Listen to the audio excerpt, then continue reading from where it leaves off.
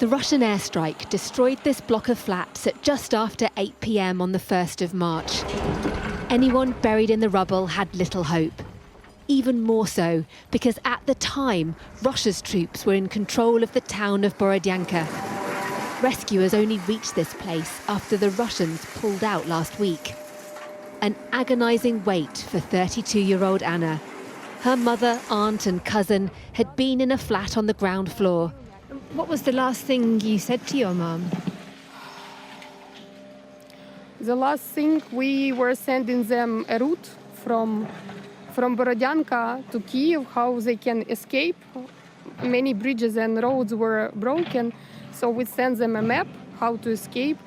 And she said, we are thinking how to escape. That exchange happened 12 minutes before the missiles struck.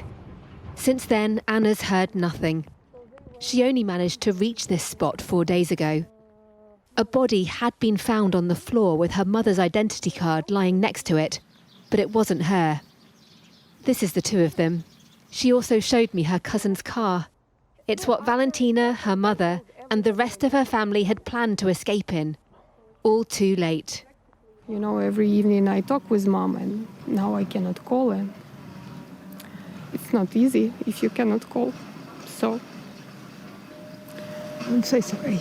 Yeah, I'm sorry too. I still hope we will find. She's not the only one suffering. This town was pulverized by Russian missiles. Prosecutors say 26 bodies have so far been recovered.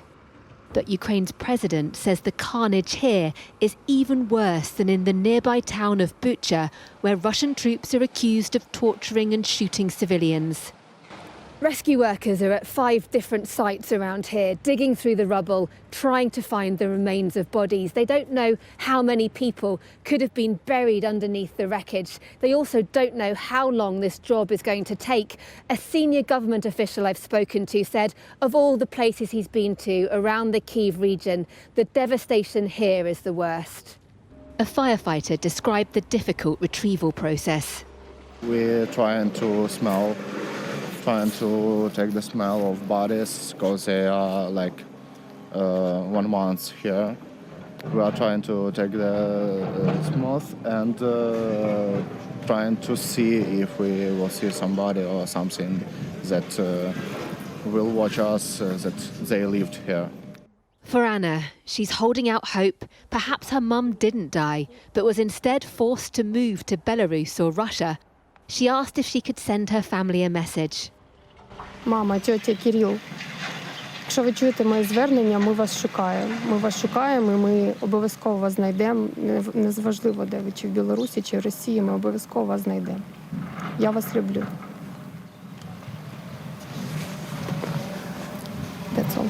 Back to her search, like so many here who have lost so much. Deborah Haynes, Sky News, Borodyanka.